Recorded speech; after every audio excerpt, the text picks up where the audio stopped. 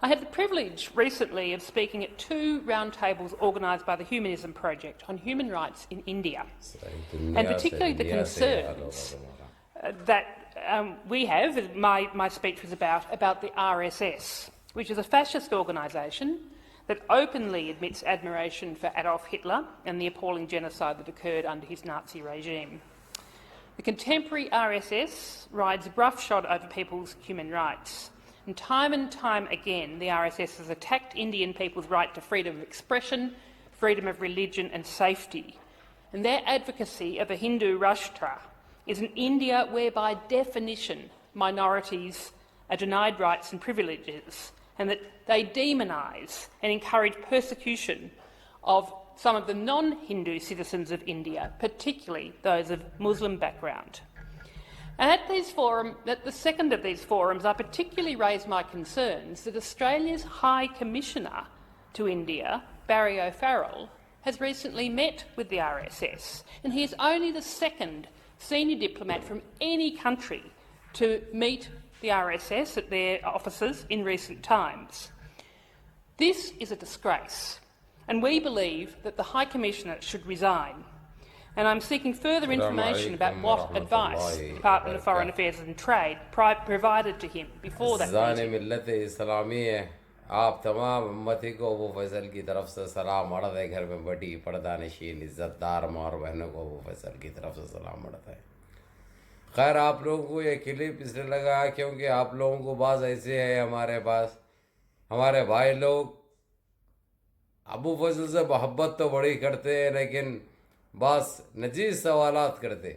उस सवालात का जवाब देने के लिए ये आरएसएस का लिए ऑस्ट्रेलिया के अंदर, हालांकि बड़े बड़े मंत्री आए, बड़े बड़े एमपीज वगैरह जो रिजाइन लिख रहे हैं, सिर्फ आरएसएस को बैंड कर सिफारत खाना बंद करने के लिए ऑस्ट्रेलिया के अंदर इंडियन सिफारत खाना बंद करने के लिए। और लेकिन हमारे इंडियन जितने भी है वहाँ पे होशियार हो जाइए। जो बच्चे पढ़ने को गए हुए हैं, जो बच्चे काम करने को गए हुए हैं, जो बच्चे अपने फैमिलियों के साथ जो रह रहे वहाँ पे, वो लोग ज़रा सावधान रहिए, क्योंकि आप लोगों को खैर सिफारत खाना अगरचे ऑस्ट्रेलिया से हट गया तो बहुत अच्छी बात है हमारे लिए, हम मुसलमानों के लिए ख़ासकर बहुत अच्छी बात होगी। लेकिन आप लोगों के लिए थोड़ी सी जो भी पड़ोस में आप लोगों को करीब होता वहाँ से आप लोगों का काम करवा सकते हैं। आप लोग रिन्यूअल है पासपोर्ट का, कुछ भी ऐसे काम है अगरचे तो वहाँ से करवा सकते हैं। लेकिन ये लोग अभी सरकार ये बोल रही है कि आरएसएस को हम बैंड करेंगे, लेकिन सिफारत खाना और सिफारती ताल्लुकात ख़त्म करने और मुंतकी करने के लिए ये एक अलग इक़दाम होता है। ये वैसा नहीं कर सकते हम। फिलवक्त आरएसएस को तो हमने बैंड किया है, छापे मार रहे हैं, आरएसएस को कंप्लीट बैंड करेंगे। लेकिन वहाँ की पब्लिक की और जो ऑस्ट्रेलिया के जो मिनिस्टर्स है वो लोगों की यही मांग है कि बैंड करना है, कंप्लीट बैंड करो इनको सिर्फ मुल्क से हमको निकालना नहीं है। ये लोगों की जो हिंदुस्तान के मुसलमानों के साथ, दलितों के साथ, सिखों के साथ, क्रिश्चियनों के साथ जो हरकतें करें ये लोग, उसका खमियाजा इनको भुगतना पड़ता। जब तक बीजेपी की सरकार देश में रहेगी, जब तक ऑस्ट्रेलिया में सिफारत खाना बंद कर देने की ये मांग कर रहे हैं ये लोग। लेकिन सरकार एक ही बात पे अटल है, सरकार एक ही बात ये चाह रही है। लेकिन अगरचे मिसाल के तौर पे अभी 20-21 एमपीओ ने रिजल्ट लिख चुके हैं। वो रिजल्ट लिखने के बाद अब ये लोगों की सरकार कुछ 53-52 टोटल अगर जो एमपीज रिजल्ट लिख दिए तो अपोजिशन सरकार में आ जाएगी। और अपोजिशन ये 53 एमपी जो इनके जो खिलाफ है फिलहाल सरकार के, भाजपा को, आरएसएस को जो बैंड करने की जो मांग कर रहे हैं वो मांग के साथ है। और यहाँ तक कि वो लोग यही कह रहे हैं अगर जो तुम लोग 53 पूरे निकल कर इसमें शामिल हो जाए अपोजिशन में तो सरकार हमारी बनेगी। और सबसे पहले हम आप लोगों की डिमांड पूरी करेंगे, आप लोगों के जो मिनिस्ट्रीज है मिनिस्ट्रीज आप लोगों के कायम रहेंगे, ये अपोजिशन का कहना है। लेकिन मैं आप लोगों को ये बात क्लियर कर दूं, साफ कर दूं, आप लोग वहाँ पे मुसलमान और जितने दलित और क्रिश्चियन और सिख हैं, आप लोग परेशान होने की ज़रूरत नहीं है।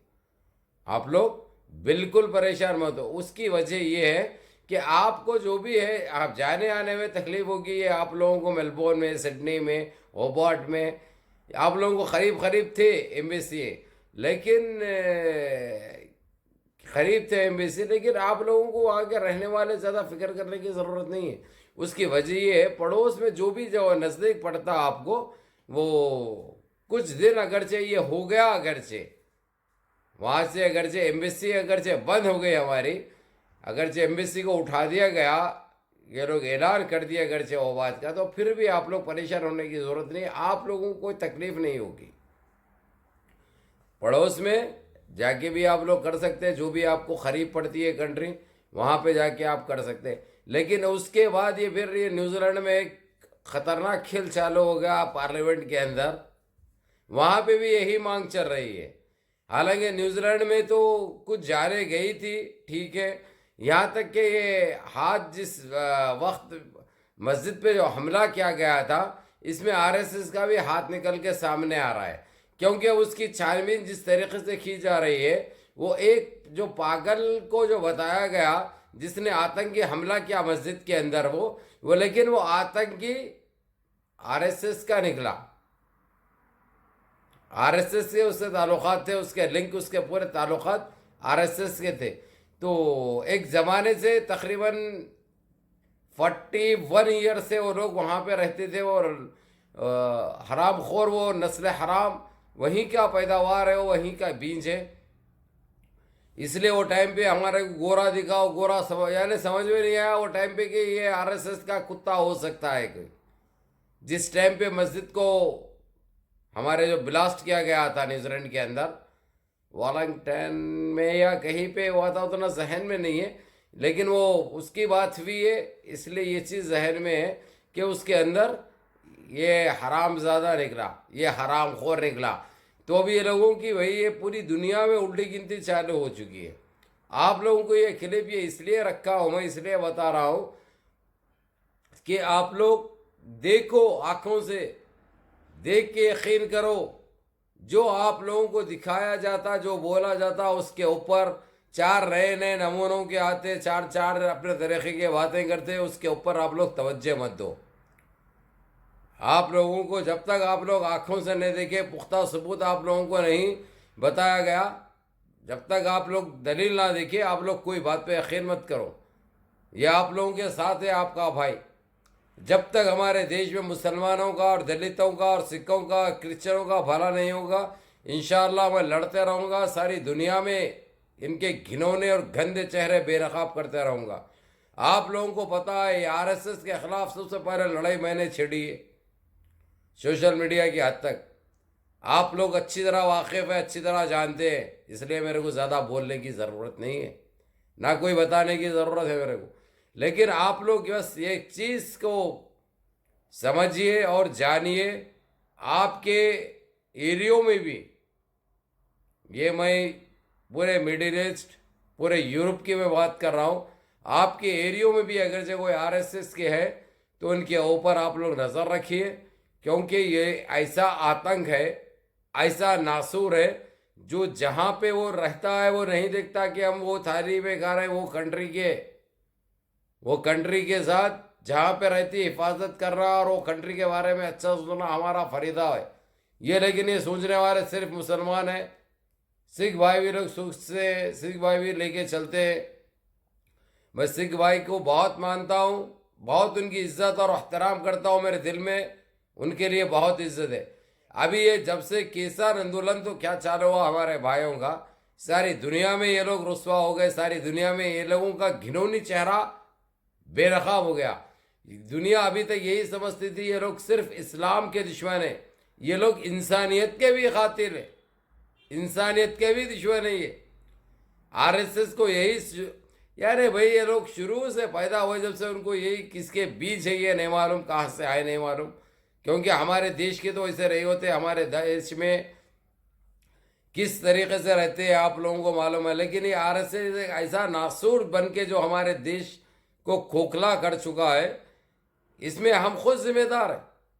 हम ऐसा नहीं कि हम जिम्मेदारी किसी के और के खाने में डालेंगे, नहीं। अभी ऑस्ट्रेलिया में ऐसे हालात हो चुके हैं, सरकार को घुटने टेकने में मजबूर कर दिए वहाँ के मिनिस्टर्स और वहाँ के एमपीस। सरकार वहाँ की घुटने टेकने में मजबूर है इस वक्त, लेकिन एक ही चीज़ से समझा रही है, एक ही चीज़ से यही बोल रही है कि हम कंप्लीटली बाइकआउट करेंगे, सिर्फ सिफारत खाने को छोड़कर। यहाँ तक कि वहाँ के टेम्पल्स में निकाल देने की आवाम ने डिमांड की है। टेम्पल्स यहाँ पे क्यों है? जब हम टेम्पल को मानते नहीं, ऑस्ट्रेलिया का कहना ये, ऑस्ट्रेलिया की आवाम का कहना ये। बहरहाल आप लोगों को यही कह दूँ मैं, यही बता दूँ मैं कि ये बड़ा धूम चल रही है ऑस्ट्रेलिया में और न्यूजीलैंड में। बहरहाल हमारे पास में सिफारत खाने करीब है, आप लोग वहाँ पे जाके अपना रिन्यूअल कर सकते हैं, अपना जो कुछ भी एम्बेसी का काम है आपका बराबर करा सकते हैं। अगरचे बंद भी होगी, वो हो सकता है 2-4 दिन में बाज़ाब्ता ऐलान हो जाएगा, क्योंकि हर किसी को सरकार चलाना है, सरकार बचाना है। इनके पास दूसरा रास्ता तो कुछ नहीं है। तो इसीलिए ये लोग इसी को मद्देनज़र रखते हुए ये लोग सिफारत खाना भी उठा देने की बात करेंगे। इससे चार को लात मारे वैसा होता, चार का पेट पे लात मारे होता। पीठ पे मारना भाई, पेट पे नहीं मारना किसी के, ये तो हम खुद चाहते हैं। लेकिन ये सारे चीज़ों के जिम्मेदार कौन है? हमारे वो अनभक्त है, हमारे वो भक्त है जो देश में जो काफ़ी इज्जतें पहुँचाई। हमारी बाबरी मस्जिद को शहीद किया, क्या हो गया? चाइना से बुलाए, चंगवा से, जो हमारा दुश्मन है, दुश्मन नंबर 1 है उन्हें, उस दुश्मन के इंजीनियर आए, उखाड़ के गए बहुत कुछ। कैसा भागे? बगैर चप्पल के भागर, जूती के भागना पड़ा। 2-3 जनों के तो वहीं पे वही ज़मीन पे जूती रह गई। वो जूती कोई उठाने की किसी में हिम्मत नहीं है, वो ज़मीन पे कोई जाने की किसी में हिम्मत नहीं है। वो पाक ज़मीन पे इस नासूर, इस बीमारी, इस खंजीर की नस्लों को जाने की, ज़मीन पे ख़त्म रखने की इजाज़त नहीं है। ज़मीन खुद नीचे मंग रही है, नीचे जा रही है ज़मीन, जैसा ये लोग पाँव रख रहे हैं। वही कोई मुसलमान अगर से कलमा पढ़ने वाले को भी लेके आए ये लोग, वहाँ पे अज़ा देने लगा ये लोग, लेकिन मुसलमान को धक्का नहीं लगा। मुसलमान चौतरफ फिरते रहा, चलते चलते मुसलमानों के टांगें दर्द हो गए, लेकिन मुसलमानों को कुछ नहीं हुआ। हर तरीके से मुसलमानों को कोशिश करने लगे ये लोग कि किसी तरह ज़मीन में, बाबरी मस्जिद की उस ज़मीन में, मुतनाज़ा ज़मीन के अंदर धस जाए मुसलमान। लेकिन मुसलमान को क्यों करेगी वो ज़मीन? वो ज़मीन चाहिए पाक ज़मीन, ये नापाक वहाँ पे ना आए। ये नापाक जो नजीस हरकतें करते हैं, इनके ख़त्म को बर्दाश्त नहीं करेगी। चलो मुनज़्ज़म रहो, इस वीडियो को हवा के वैसा वो करो भाई, और वीडियो पूरी देखो अल्लाह के वास्ते। इंशाल्लाह फिर अपडेट देता हूँ दूसरी में आप लोगों को। सलाम।